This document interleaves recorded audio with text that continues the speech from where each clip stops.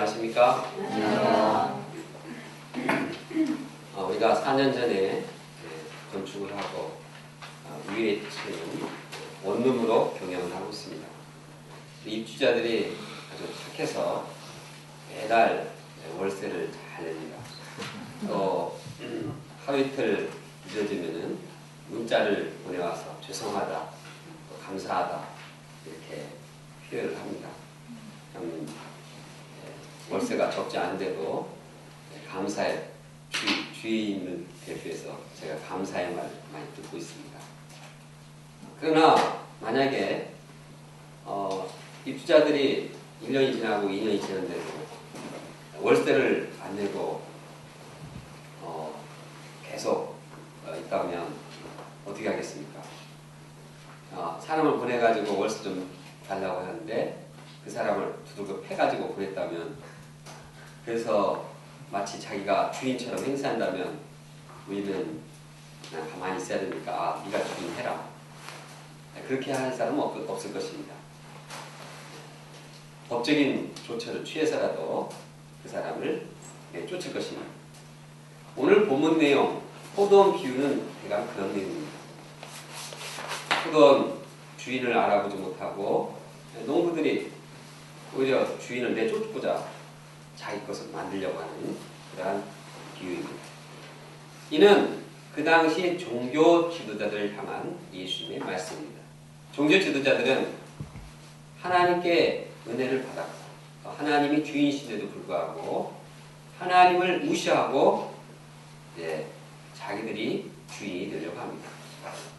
이러한 종교 지도자들의 모습은 과연 종교 지도자들만이 가지고 있는 그런 마음일까요? 우리는 본문을 통해서 우리 마음에도 이런 마음이 없는지 살펴보고 또 우리 심령을 새롭게 하기 원합니다. 특히 우리가 모퉁이의 머리띠이신 예수님을 마음에 영접하기 원합니다. 그리고 우리가 주인이신 하나님, 우리에게 사랑과 은혜를 베푸신 그 하나님께 우리가 소출 얼마를 기쁜 마음으로 드리는 자들이 되기를 원합니다. 포도 농부의 비유는 다음과 같습니다. 어떤 사람이 포도원을 만들어서 농부에게 세를 주고 먼 여행을 떠났습니다. 그리고 이제 포도철이 되어서 포도 이제 열매를 맺게 되어서 주인이 농부에게 사람을 보냈습니다. 종을 보냈는데 농부가 세를 줘야 되는데 아주 황당한 일이 났습니다. 주인이 보낸 종을 갖다가 그냥 두둑 해가지고 빈손으로 보낸 것입니다. 주인은 좀 이해할 수 없었습니다. 도대체 이게 무슨 일인가? 사연이 있겠지. 그리고 또 두 번째 종을 보냈습니다. 그런데 이번에는 그 종을 능욕하고 또 해가지고 또 보냈습니다. 주인은 도대체 이게 이해가 되지가 않았습니다. 어떻게 이런 일이 있을 수 있는가? 그러나 참고 세 번째 종을 보냈습니다. 세 번째 종은 가가지고 그냥 완전히 상처받고 그냥 두들겨 맞고 더 심하게 대접을 받고 빈손으로 또 왔습니다. 이 주인은 참 고민이 되었습니다. 이 세 종을 보냈는데 한결같이 이렇게 두들겨 맞고 빈손으로 오니 참 이거 어떻게 해야 되나. 고민 끝에 마지막 최후의 카드를 꺼냈습니다. 그것은 자기 아들을 보내기로 한 것입니다. 내 아들은 다를 거야. 내 아들을 보내면은 귀하게 여기고 존경할 거야. 그러나 주인의 기대는 무너졌습니다. 오히려 농부들은 그 아들을 보자 이 상속자 얘를 죽여버리죠. 그리고 우리가 포도원을 차지하자. 그리고 그를 포도원 밖으로 데려다가 죽여버렸습니다. 여기까지 비유를 말씀하신 예수님은 자문자답하십니다. 그러면 포도원 주인이 농부들을 어떻게 해야겠느냐?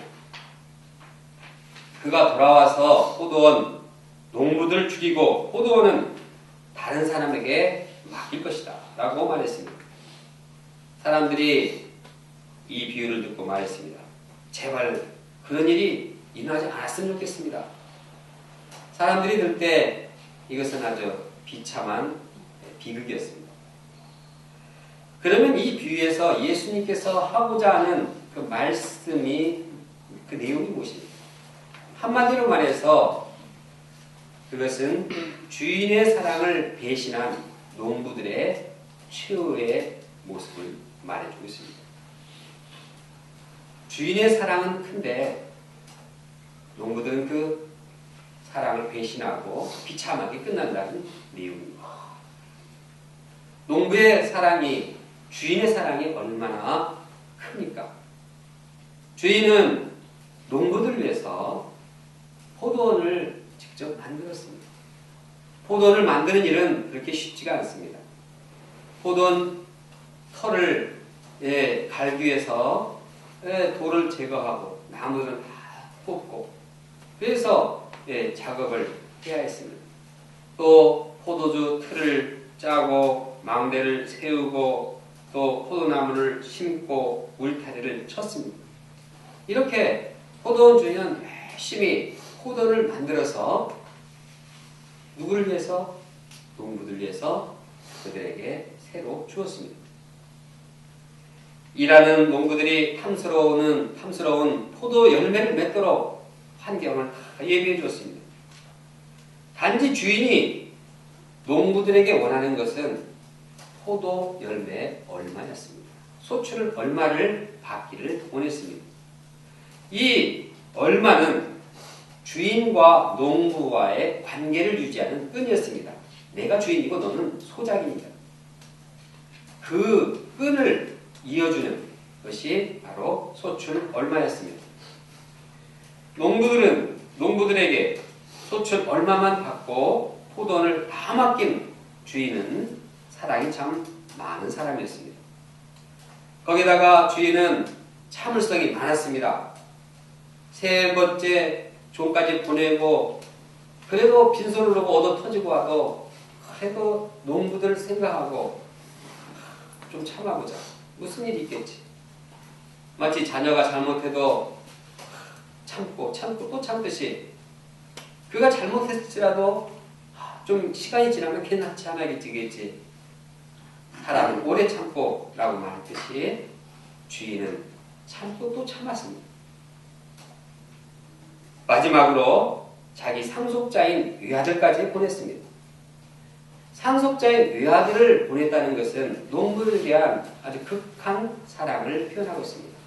왜냐하면 이 상속자, 이 외아들은 그들에게 외아들을 보낼 때 그 외아들이 죽을 위험에 처했다는 것을 알았기 때문입니다. 자기 아들이 위험에 처했을 가능성이 있는데도 불구하고 죽을 수 있는 이러한 위험의 상황에도 아들을 보낸 것은 농부들을 얼마나 자식만큼이나 사랑했는가를 보여주고 있습니다. 이렇게 사랑 많은 주인은 세상에서 찾아보기 힘듭니다.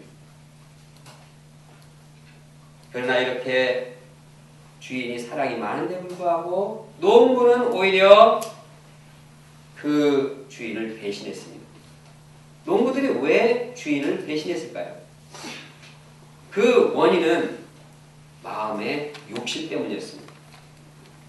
농부들은 포도 열매를 맺기까지 4, 5년 동안 열심히 경작하고 또 포도를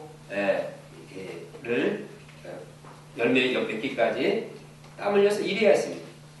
포도농사는 잔손이 많이 갑니다. 포도원 가보면은 벌레들이 많이 끼기 때문에 포도 송이송이만 이렇게 종이로 쌓아놓은 거 보지 않았습니까? 그 당시에 아마 종이도 없었을 텐데 어떻게 했을지 참 궁금합니다. 아마 벌레를 죽이고 열매가 맺기까지 참 이렇게 섬세하게 일해야 했을 것입니다. 그렇게 해서 열심히 기다리고 2년 가고 3년 가고 이제 4년째, 5년째 첫 열매를 맺게 됐습니다. 자기가 수고해서 맺은 그 포도 열매를 볼 때 탐스러웠을 것입니다. 드디어 열렸다. 그리고 주렁주렁 포도 열매를 보니까 정말 이게 내 거구나. 그것까지 좋습니다. 문제가 무엇입니까? 포도 열매를 많이 맺은 게 문제가 아니라 이렇게 포도 열매를 맺도록 주인이 있었다는 사실을 잊어버린 겁니다. 오히려 그 포도 열매를 보고 또 내가 열심히 일한 것을 생각하고 마음에 주인을 무시하고 싶은 생각이 있었습니다. 주인만 없으면 이거 내 건데 하는 욕심이 생긴 것입니다. 이것이 그들이 주인을 배신하게 된 동기가 되었습니다. 주인이 있는데 주인을 밀어내고 내가 주인 노릇하고 싶은 것입니다. 그래서 주인에게 배은망덕한 죄를 범했고 주인이 보내온 종들을 때리고 외아들을 죽여버렸습니다. 이처럼 그들의 욕심이 죄를 낳았고 죄가 더 성장해서 살인하게 했고 그들은 진멸당하게 된 것입니다. 이러한 비유는 그냥 정말 농부는 참 너무 배은망덕한 이런 사람들이다. 그런 사람은 참 세상에 없을 것이다. 그러나 그렇지 않습니다. 바로 이 포도 농부의 비유는 우리 이 땅에 사는 인간의 역사입니다. 인간은 하나님의 베푸신 은혜와 사랑을 무시하고 배반하고 죄를 짓는 이러한 행동을 반복했습니다. 에덴의 태초에 하나님께서 천지를 창조하셨습니다. 천지를 창조하신 후에 그 땅을 에덴 동산을 임으로 과실 즐기고 파라다이스 다 누리도록 했습니다. 원하시는 것이 무엇이었습니까?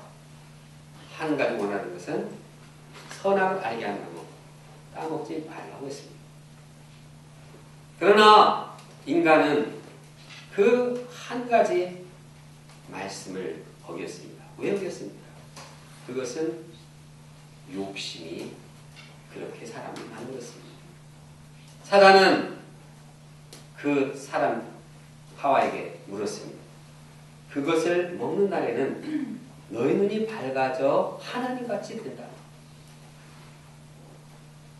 하나님과 너가 동일하게 된다.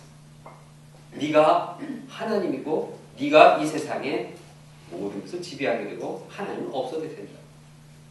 거기에 사람은 반해버렸습니다. 유혹을 당했습니다. 그래서 죄를 짓고 하나님을 배신하고 그 결과로 인간에게 죽음이 초래되었던 것입니다. 결국 인간은 에덴에서 쫓겨나게 되었습니다.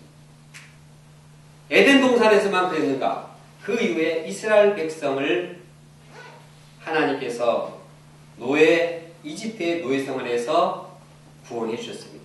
그리고 그들에게 온 세상을 축복의 땅으로 주셨습니다. 한 가지 부탁이 있었습니다. 한 가지 명령이 있었습니다. 그것이 무엇입니까? 세계가 다 너에게 속했나니 너희가 내 말을 듣고 지키면 너희가 모든 민족 중에서 내 소유가 되겠고 너희가 내게 대하여 제사장 나라가 되며 거룩한 백성이 되리라. 하나님 말씀을 듣고 지키기만 하면 세계가 너희 것이고 너희는 세계 제사장 나라가 되리라고 말씀하셨습니다. 그러나 백성들은 이러한 온 세계를 주신 하나님 영접하고 하나님께 감사하고 말씀을 지켜야 했지만 지키지 않았습니다. 왜 그랬습니까? 그 마음에 욕심이 있었기 때문입니다. 마음에 어떤 욕심이 있었습니까?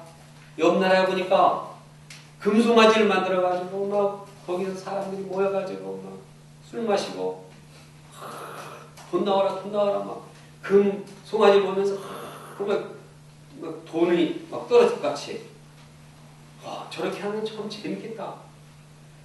막 돈이 막 굴러 떨어지면 얼마나 신나게 행복하게 살 것인가. 하나님의 말씀은 돈보다도 하나님 한 분을 섬기겠는데 사람들의 마음에 하나님보다도 돈과 다른 우상을 섬기다 보니 결국 그들은 하나님에서 멀리 떨어졌고 그들은 진멸당했습니다. 포로 생활을 하겠습니다. 하나님은 포로 이러한 생활 가운데서도 또 그들을 세우기 위해서 또 통일 이스라엘 왕국을 보면 그냥 다윗에게 축복하시고 그들을 또 새롭게 세우셨습니다. 그러나 그들은 또다시 하나님의 규례를 지키지 않고 불순종했습니다. 구체적으로 그들은 하나님께서 원하시는 11조를 내지 않았습니다. 하나님은 말씀하십니다. 사람이 어찌 하나님의 것을 도둑질하겠느냐. 그러나 너희는 나의 것을 도둑질하고도 말하기를 우리가 어떻게 주의 것을 도둑질하였나이까 하는도다. 이는 곧 11조와 봉헌물이라. 너희 곧 온 나라가 나의 것을 도둑질하였으므로 너희가 저주를 받았느니라. 하나님께서는 소득의 10분의 1을 드리라고 말씀하셨는데 이는 그들이 하나님께서 도둑질하고 하나님을 무시하고 결국 저주를 받게 되었습니다. 하나님께서 소득의 10분의 11조를 드리라고 하는 이유는 하나님과 그들의 사랑의 관계를 맺고 그들을 더욱 축복하기 위해서였습니다. 하나님은 말씀하십니다. 만군의 여호와 내가 이르노라. 너희의 온전한 11조를 창고에 들여 나의 집에 양식이 있게 하고 그것으로 나를 시험하여 내가 하늘문을 열고 너희에게 복을 쌓을 곳이 없도록 붙지 아니하나 보라. 하나님은 11조를 받으셔서 부족한 것을 채우려고 하는 것이 아니고 그 관계를 통해서 나는 주인이고 너희들은 그 감사하며 하나님과 주인과 종의 관계요 창조자의 피조물의 관계를 맺음으로 하나님은 계속 그들을 축복하기를 원하셨던 것입니다. 그러나 안타깝게도 그들은 하나님을 주인으로 인정하지 않고 다시 말해 11조를 내지 않고 헌물을 드리지 않으므로 결국 진멸을 당하게 되었습니다. 이와 같이 하나님의 크신 사랑, 이러한 사랑 반복되고 인간의 배신이 반복되는 것이 이 땅의 역사요, 인간의 역사예요. 이런 세상에 하나님께서는 끊임없이 하나님의 종들을 보내주셨습니다. 선지자들을 보내주셨습니다. 하나님은 수십 명, 수백 명의 선지자들을 보내셨고 창조주 하나님과 인간과의 관계를 계속 유지하려고 하셨습니다.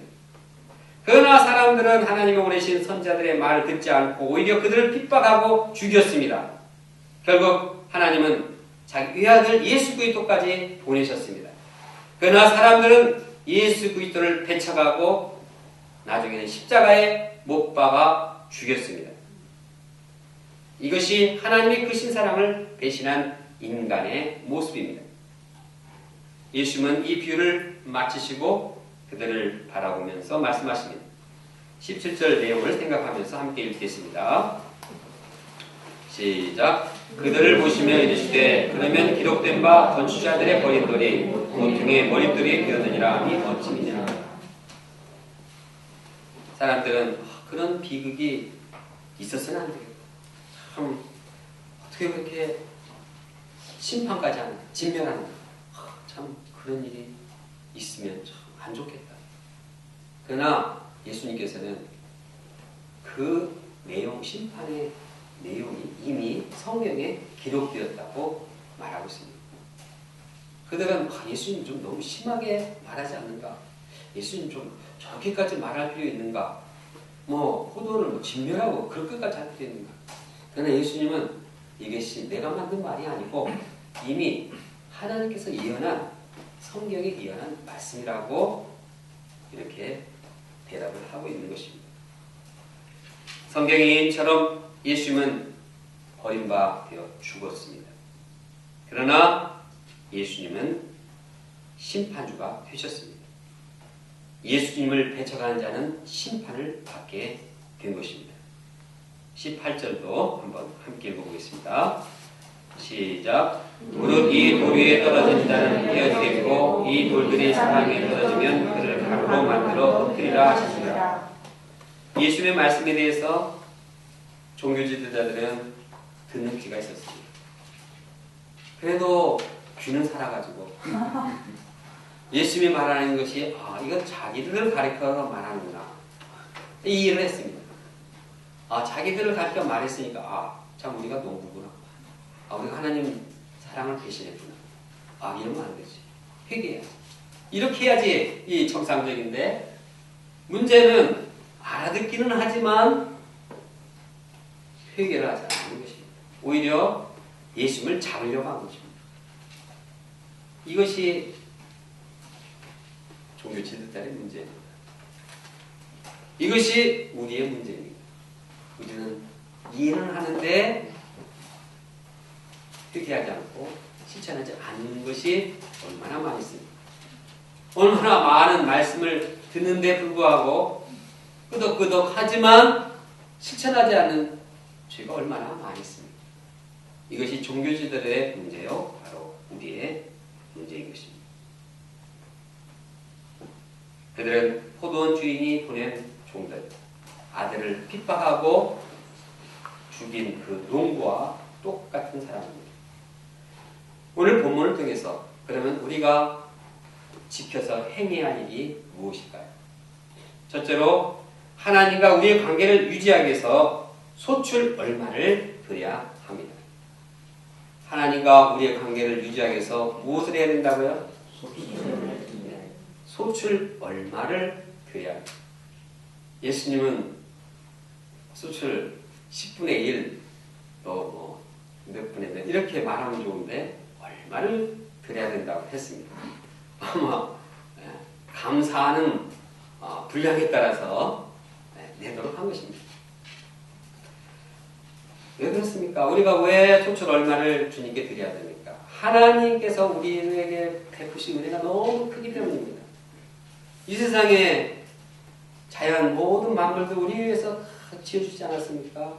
하늘의 해달별, 공기, 물, 우리가 이 아름다운 자연 환경에서 나무와 산, 바다, 이 얼마나 이 귀한 것들을 주셨습니까?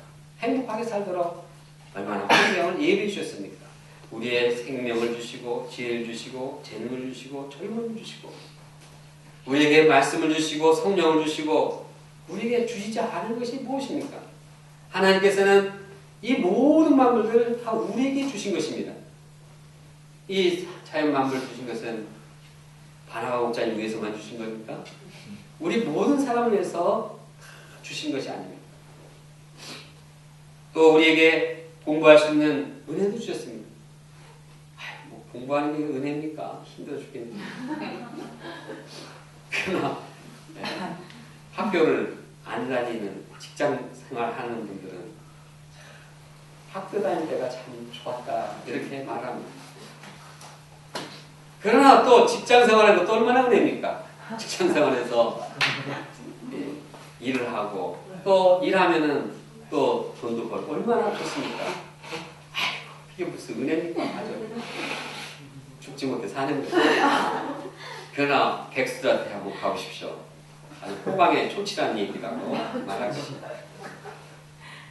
우리가 공부를 하고 우리가 직장에서 일을 하는 것 주님이 주신 은혜요.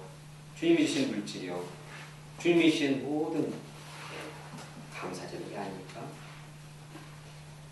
이런 주님의 큰 사랑, 은혜를 받았으면 주님께 소출 얼마를 드리는 것은 당연합니다. 우리가 그분이 주인이고 그분이 모든 것 다 이렇게 만드셨는데 우리를 위해서 주셨는데 왜 그분께 드리는 것은 그것은 주인을 주인으로 인정하고 하나님을 하나님으로 인정하는 그러한 일인 것입니다. 그런데 만약에 하나님으로부터 이 무한한 사랑을 받았는데 우리 소출을 얼마 드리지 않고 그냥 이건 내 거다 이렇게 생각하고 있으면 이것은 하나님을 하나님으로 여기자 주인을 주인으로 여기지 않는 행동입니다. 이것은 한마디로 배은망덕한 죄인 것입니다. 그러므로 우리가 하나님을 사랑하며 하나님의 사랑을 감사하며 물질을 드리고 또 시간을 드리고 그중 얼마를 드리는 것은 하나님께 마땅히 드려야 할 것입니다. 구체적으로 우리가 주위에 나와서 예배드리고 예물을 드리는 것은 하나님 앞에 소출 얼마를 드리는 행위입니다.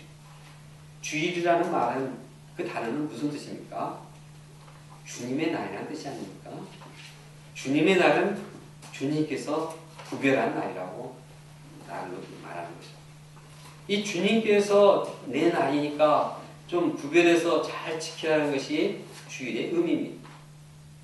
우리가 주일날 하나님께 영광을 돌리고 모든 동역자들이 함께 모여서 찬양하고 경배하고 기도하며 주님께 드리는 것은 우리가 주님의 은혜를 감사하며 감사를 표현하는 일인 것입니다. 우리가 주님께 드린 예배를 통해서 우리는 더 주님을 사랑하게 되고 주님께서는 더 우리에게 성령을 주시고 은혜를 주시고 힘이 넘치고 기쁘고 또 마음을 새롭게 하십니다.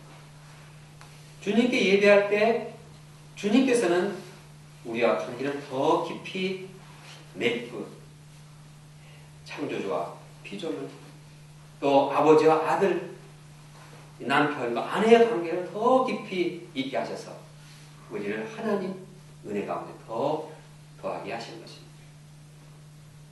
물론 우리가 주일날만 소출 얼마라고 했으니까 평일은 안 드리고 주일만 드리자 이런 의미는 아니죠. 주일날 잘 드리고 이것이 기초가 되어서 평일날도 계속 주일날 발동을 걸고 그 다음에 이제 계속 드리라는 것이죠. 주일날만 또 주 예배 시간만 딱 드리고 그 다음은 내 마음대로 살아도 된다는 뜻은 아닙니다. 평일날도 예배를 드리는데 주일날 잘 드려야지 평일날 드리죠. 주일날 함께 예배도 안 드리는데 평일날 예배 드리게 되겠습니까? 성경은 말합니다. 너희 몸을 거룩한 산제사로 드리라. 이는 너희가 드릴 영적 예배이다. 하나님은 우리의 인격, 우리의 마음, 우리의 몸 이 자체를 예물로 드리라고 말하고 있습니다. 이것이 우리가 드릴 영적 예배라고 말하고 있습니다.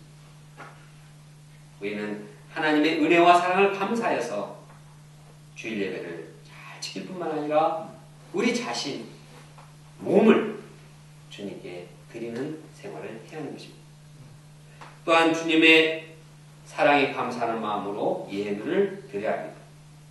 아까 말라기서에 소개한 것처럼 소득의 10분의 1은 하나님의 것이므로 하나님께 드리도록 했습니다. 우리가 하나님께 감사하는 마음으로 11조를 드릴 때 하나님과 우리와의 관계가 지속됩니다. 뿐만 아니라 11조를 내는 자는 하나님을 주인으로 인정하기 때문에 하나님을 주인으로 인정할 때 좋은 점은 돈의 종이 되지 않습니다. 11조를 내지 않는 사람 보면 항상 돈의 종이 되어가지고 돈이 끌리는 대로 자꾸 그냥 돈 생각 거기에 그냥 그 주인이 돈이 됩니다. 얼마나 안타까운지 모릅니다. 그러나 11조를 낸 사람은 주인이 하나님인 것을 인정하기 때문에 물질 문제에서 좀 자유롭습니다. 여유가 있습니다. 어차피 궁색하기 마찬가지인데 어차피 돈 많은 사람도 궁색하고 돈 없다고 그럽니다. 제가 돈 월급 많이 받는 사람 보면 1,000만 원 받는 사람도요. 돈 많이 받네. 그거 뭐 씁니까? 이래요. 돈 많이 받는 사람이라 다 힘든가 봐요. 근데 나 여유가 많아서 지금 쓸 게 넘쳐서 돈밖에 없다 이런 사람 별로 없습니다. 그러나 우리가 중요한 것은 하나님을 주인으로 모시는 이럴 때 우리는 물질 문제 자유할 뿐만 아니라 또한 하나님께서는 이런 자들에게 복을 주십니다. 그래서 경제적으로도 손해를 당하지 않게 합니다. 이것은 11조를 내고 체험한 분들은 다 압니다. 11조를 안 낸 분들은 뭐 손해보는 거 아니냐 생각하는데 11조를 내는 분들은 이게 손해가 아니라는 사실을 체험적으로 깨닫게 됩니다. 11조를 내서 경제적으로 더 궁핍해지지는 않습니다. 오히려 하나님께서 채워주십니다. 이왕 11조 얘기 나왔으니까 좀 더 얘기하랍니다. 어떤 분들은 11조에 대해서 말하기를 그건 말라기에 있는 거고 레위기에 있는 것이고 구약에만 있는 것이지 신약에는 없다고 이렇게 주장을 합니다. 그러나 신약이 없습니까? 마태복음 23장 23절은 예수님께서 하신 말씀이 나옵니다. 거기에는 11조를 드리라고 분명히 말했습니다. 그런데 11조만 드리지 말고 공의와 사랑과 믿음을 마음을 더 드리라. 이것이 중요한데 11조만 냈다고 해서 끝나지 말고 하나님을 믿는 믿음이 있어야 된다. 우리의 주인으로서 인정하고 공의를 인정하고 사랑을 감사하고 내야 된다는 것을 말하고 있습니다. 결국 11조를 내지 말라는 말 안 한 것이 아닙니다. 했습니다. 누가복음 오늘 본문 20장인데 19장 21장 보면 11조가 아니라 소유의 절반, 소유의 전부를 내는 것을 칭찬하십니다. 누가복음 19장에 보면 누가 나옵니까? 세리장 삭개오가 나옵니다. 삭개오가 예수님을 영접하고 어떻게 했습니까? 내 소유의 절반을 가난한 자에게 나눠주겠다고 했습니다. 그때 예수님은 50% 좀 많아. 10%만 줘. 이렇게 말했습니까? 아닙니다. 구원이 내게 임했으니 이제부터 너는 아브라함의 자손이다. 이렇게 칭찬해 주셨습니다. 21장에 보면 가난한 과부 생활비 전부 9렙돈을 헌금했습니다. 너는 가난한 게 뭐 잘났다고 다 드리냐? 이렇게 책망하셨습니까? 이 사람이 다른 사람보다 더 많이 냈다고 칭찬하고 그를 드러내신 것입니다. 예수님은 11조에서 강조하지 않고 다 드린 것을 강조했습니다. 절반 드린 것을 칭찬하셨습니다. 우리가 하나님을 주인으로 영접한다면 소출 얼마를 감사하는 마음으로 드려야 하겠습니다. 물론 우리가 하나님을 주인으로 영접할 때 그렇게 해야겠습니다. 하나님을 주인으로 영접하지도 않았는데 그렇게 하려면 힘들겠죠. 그런 사람은 내지 마십시오. 그런 사람은 내면 감사가 생기는 게 아니라 피의식이 생기기 때문에 안 내도 됩니다. 그런 사람은 먼저 성경 공부를 통해서 하나님이 나의 주인인 것부터 영접해야겠습니다. 둘째로 비유를 통해서 예수님을 인생의 모퉁이돌로 영접해야 하겠습니다. 예수님은 대처당한 자들에 의해서 버림바가 되십니다. 그분은 십자가에 못 박혀 피 흘려 죽으셨습니다. 그러나 죽으셨다고 해서 끝나지 않았습니다. 예수님은 죽으신 지 사흘 만에 부활하셨습니다. 그래서 모든 사람의 심판주가 되셨습니다. 예수님을 영접하는 자는 구원을 받고 예수님을 배척하고 무시하는 자는 심판을 받게 되었습니다. 심판의 돌이 되셨습니다. 예수님을 믿는 자는 그 믿는 자의 인생의 반석이 되어주시고 영원토록 무너지지 않게 하십니다. 그러면 우리가 모퉁이돌 예수님 그분을 영접할 때 화면의 심판에서 구원을 받게 되는 것입니다. 하나님은 우리 각자를 심판하실 것입니다.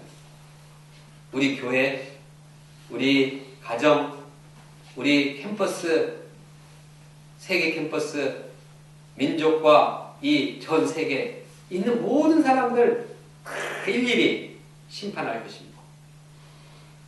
우리가 섬기는 성대 캠퍼스, 거기 총장, 교직원, 학생, 교수, 청소부, 아르바이트생 다 심판대 앞에 설 것입니다. 그때 우리는 책임 맡은 자로서 그들이 심판을 당할 나를 대비해서 말씀을 전해야지 않겠습니까? 우리 주위에 있는 가족들, 친구들 모두 다 한 사람 한 사람 예수님의 심판대 앞에 서게 될 것입니다. 이러한 심판대 앞에 피할 수 없는 모든 사람들, 우리는 이를 보고서 어떻게 하겠습니까?